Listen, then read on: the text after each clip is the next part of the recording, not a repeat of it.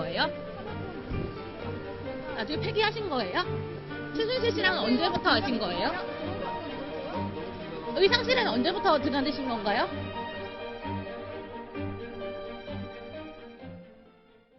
네, 이영선 행정관에 대해서 구속영장이 청구가 됐습니다. 네. 오늘 이제 실질 심사를 들어가는데요. 혐의가 보면 보신 것처럼 자명폰 관련한 거, 바로 전기통신사업자 위반법, 그다음에 의료법 위반 방조가 바로 이 비선 의료진 관련 아니겠습니까? 이 두 개의 혐의가 가장 큰 핵심인 것 같은데 어떻게 보세요? 위증도 있고 국회에서의 어떤 불출석 이런 부분이 있습니다만 사실 그래요. 전기통신사업자법 위반 혐의가 과연 구속 영장을 칠 정도의 그렇게 위중한 범죄일까요? 50여 대, 70여 대. 아니. 근데 이게 차명폰하고 또 대포폰 또 다릅니다. 네. 이게 다른 거고. 그다음에 비선 진료 방조라는데 비선 진료를 갖다 했다는 것을 갖다 특검이 밝혔나요?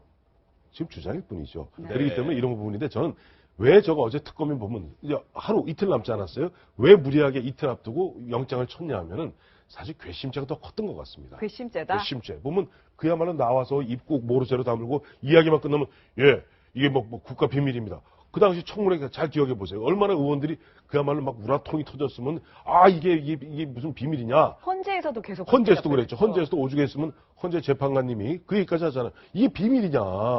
이거는 비밀이고 이건 비밀 아니냐. 이게 다그칠 정도인데 어떻게 보면 이영선 행정관 같은 경우 보면 그야말로 입을 갖다 모르쇠로 다물고 꽉 있다 보니까. 네네.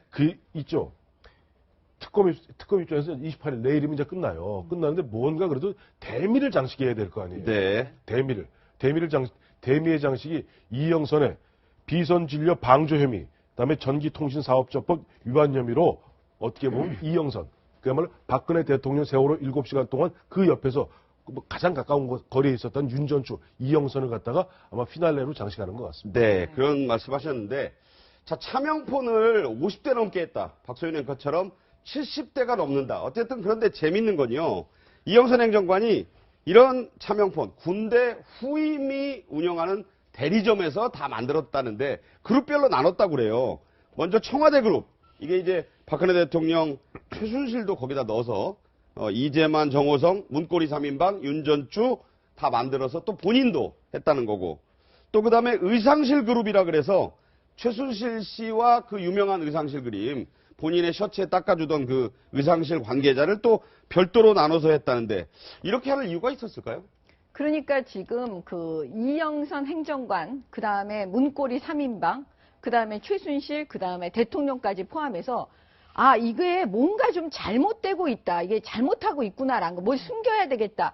이랬었던 것이 아닌가. 그러니까 최순실을 드는데요. 네. 저는 여기서 주목해야 되는 게 뭐냐면 이영선 행정관은 그 후배에게 이런 차명폰을 지금 다 대리점에서 구입했다는 거죠. 네. 그 돈이요. 그 돈은 과연 누구 돈으로 했을까요? 자기 주머니 돈은 아니지 않겠습니까? 그렇죠. 근데 특검에서 그걸 물어봤죠. 당연히 물어봤겠죠. 네. 그랬을 때 이영선 행정관이 그랬답니다. 기밀이라고. 네. 그러면 이영선 행정관은 모든 질문의 답은 다 기밀일 거예요. 국가기밀이다? 예. 네. 그러면 검사도 사람인지라 조사를 하다가 보면 이게 이제 밉고 얄미운 게 아마 생길 거예요. 그래서 제가 아까 볼 때는. 괘씸죄 말씀이 나왔는데. 예, 그래서 네. 괘씸죄로 사실 이게 어느 정도 이영선 행정관이 협조를 했으면 제가 볼 때는 구속 안 했을 거예요. 네. 구속영장 안 쳤을 거예요. 그래서 이거는 좀 얄미워가지고 특검에서 구속영장 청구한 것이 아닌가 그런 생각이 듭니다. 짧게 한마디 하면 이번에 하나 밝혀진 게 있죠. 그다음에 그 장시호가 네. 박근혜 대통령 차명폰이 4021이다. 번호 기억하시네요. 네, 근데 402땡에서 1까지 이제 보도가 됐죠. 401이 딱 2대예요. 이번에 이 특검에서 발표한 바에 따르면 402땡이 두 개다. 4021이 2대라는 네. 거예요. 예. 같은 게 두 개. 하나가 박근혜 대통령한테 그게 줬던. 핫라인 아닙니까? 그래 또 하나가 누굴까요? 바로 본인이에요.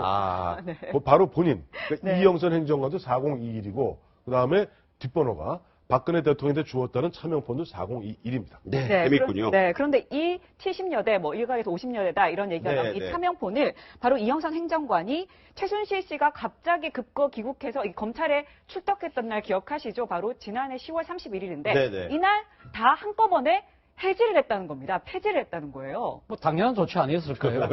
지금 검찰에 나가면 틀림없이 이 휴대폰 부분 다 이렇게 이 통신 추적할 수밖에 없는 거 아닙니까? 그렇기 때문에 늦긴 하지만 좀 뭔가 좀 찜찜한 구석을 다 정리를 해야 되는 거 아닙니까? 그렇기 네. 때문에 한 거고요. 사실 뭐 이영선 행정관이 이 차명폰을 개설할 때부터 무슨 의도를 갖고 있겠습니까? 나름대로 이런 뭐 불미스러운 사태가 생길 때 꼬리를 자르고 감추기 위한 그거 아닙니까? 그렇기 네. 때문에 이런 문제가 이제 상당히 비상 사태가 터졌다. 그러면 나름대로 자신들은 우리가 일시적으로 해제를 해야 된다. 그런 걸 아마 일종의 그 비상 계획으로 갖고 있었지 않아 라는 생각입니다. 그리고 뭐 사실 뭐 그 최순실 씨가 그날 당일날 이것만 한 게 아니지 않습니까? 네네. 시중은행 돌아다니면서 또 돈도 자신의 찾고. 돈도 찾아가지고 측근 네. 변호사에게 맡겨놓고 뭐 그런 식으로 정리를 할 게 많았지 않습니까? 참 바빴네요. 다들. 바쁘게 자신의 범행을 감추기 위한 노력을 했는데 그 중에 하나의 일환이죠. 네. 저는 그 이번에 차명폰이죠. 차명폰. 차명폰이 50대에서 70대라는 얘기를 듣고 또 그것을 갖다 이영선 행정관이 자기 군대 ROTC 장교 때 밑에 뭐 데리고 있던 네. 후임을 갖다가 그쪽 뭐 하는 데서 대리점에 이 후임의 가족들의 명의를 했다는 거 아니에요? 그렇죠, 그렇죠. 그걸 이영선 자기 혼자서 자기 혼자 결단으로 했을까요? 저는 왜 안봉근 저 사람 그 당시에 안봉근 제2부속 비서관 밑에 있는 행정관이었어요. 그야말로 뭐 직계 직속이었죠. 우리가 조금이라도 그 조직에 있어본 사람, 그와 같은 청와대라든가 이런 데 있어본 사람, 우리 정 의원 같이 검찰에 있어본 사람입니다. 검찰에서 검사의 명 없이 밑에 있는 그 뭐라 합니까? 입회 주사라고 그러나요? 수사관. 마음대로 할 수 있습니까? 불가능합니다. 마음대로 하는 사람도 있습니다. 그러면 네네네. 이영선은 마음대로 한 사람인가요? 저는 보면 그래서 보면 안봉근 전 비서관에 대해서는 왜 이렇게 검찰도 특검도 경찰도 말랑말랑한지 이 부분은 이 특검이 마무리된다 하더라도 이번에 서울중앙지검에서 반드시 밝혀야 됩니다. 네. 자, 특검이 이제 내일 서둘러서 어쩔 수 없이 또 문을 닫는 측면이 있지만 아까 지금 황평론가가 말랑말랑하게 하는 부분이라고 했는데 가장 말랑말랑하게 했던 부분이 있는 것 같습니다. 우병우 전 청와대 민정수석은 일괄기소 명단에서 빠지는 것 같고요. 검찰로 넘기겠다는 방침을 밝혔는데 이런 재미있는 기록이 나왔다고 합니다. 2016년 7월부터 10월까지 석 달 좀 되는 기간 동안 이 우 전 수석이 법무부 검찰 간부 민정수석실 관계자와의 통신을 조회해 보니까 2,000번이 넘는다.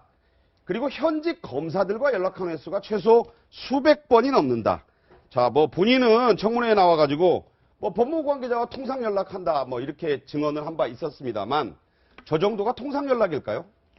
아니 저거는 사실 예측돼요. 왜냐하면 민정수석이라는 자리가 네. 사실은 검찰 법무부 간부랑 통화를 늘상 하는 자리죠. 예, 그렇기 때문에 모든 정보를 다 갖고 있다고 보시면 돼요. 네. 그러니까는 최순실 씨가 저 자리에 우병우 씨를 지금 넣은 거 아니겠어요?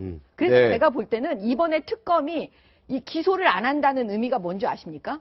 기소를 안 한다는 건 불구속 기소로 만약에 특검이 이번에 해버리면 네. 그다음에 검찰에서 수사를 거의 안 할 거예요. 네. 그러니까 기소를 안 한 상태로 그냥 수사가 일부 되어 있는 상태로 그냥 넘겨주는 거예요. 네. 그러면 검찰한테 어떻게 보면 그 악역을 특검이 하지 않고 검사 니네가 해라 네. 라고 사실 넘겨주는 거나 또 마찬가지거든요. 짐을 네. 약간 떠넘기는. 예, 그런 짐을 약간 떠넘기는 거죠. 이거 볼 때는 검찰에서는 속이 부글부글 끓을 수도 있어요. 왜냐하면 특검이 그것 좀 해주지. 네. 사실 이럴 수 있는 거거든요. 그리고 김장자 회장을 한 번도 또 조사를 안 했어요. 그렇죠. 장모님 조사 안 했습니다. 그리고 어떻게 우병우 수사를 할 수가 있겠어요? 이건 사실 특검이 좀 비판을 받아야 됩니다. 자, 그런 포인트들을 한번 짚어보겠는데요.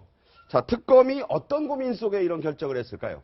자, 네, 특검이 만약에 불구속으로 재판에 넘기면 자, 해당 의혹은 미제로 남아서 재판에서 묻힐 가능성이 크다고 판단했을 경우가 있고요. 아니면 검찰이 수사를 재개할 가능성이 낮다고 판단을 했을 경우, 그리고 면죄부를 줬다는 비판에 대한 부담, 이 부담을 좀 다 떠넘기는 그런 게 있는 게 아니냐 이런 얘기가 나오는 거거든요. 제가 봤을 때는 특검의 입장에서는 우병우 전 수석의 그 사법 처리 부분이 상당히 뜨거운 감자가 아니었나. 네. 사실은 뭐 이거 딱 맛있게 요리해서 먹으면 좋지만 지금 당장 그렇게 할 수 있는 상황이 아니지 않습니까? 수사기간도 지금 만료가 됐고 그리고 우병우 전 수석에 대한 압수수색도 제대로 이루어지지 못했기 때문에 네. 모든 것들이 부실한 거죠. 이런 상황에서 불구속 기소를 해서 갖고 갈 경우에는 공소유지에도 상당히 힘이 될 거다고 생각을 했던 거고, 그리고 또 하나는 아까 우리 정 변호사님 말씀대로 저도 동의를 하는 부분이요. 특검의 입장에서는 우리가 어차피 처리를 못할 것 같으면 이 공을 차라리 검찰에 넘기자. 네. 지금 어차피 되면 뭐 탄핵이 인용될지 기각이 될지 모르겠습니다만 인용이 됐을 경우에는 조기 대선에 정권이 바뀌지 않습니까? 네. 그러면 검찰은 새로운 모습을 보여줘야 되는 그런 여러 가지 내외적으로 압박을 받을 수밖에 없는 거거든요. 그렇다고 하면 가장 편한 수사가 뭐겠습니까?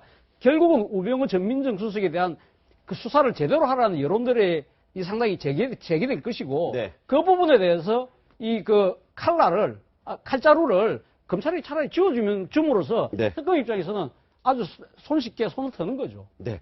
자, 여기서 제가 중요한 말씀 하나만 짚어드리겠습니다. 특검 구성원 변호사들이지만 전부 검사 출신들이고요. 검찰은 당연히 검사들이 하고 있습니다. 우병우 전 수석의 전직도 검사입니다.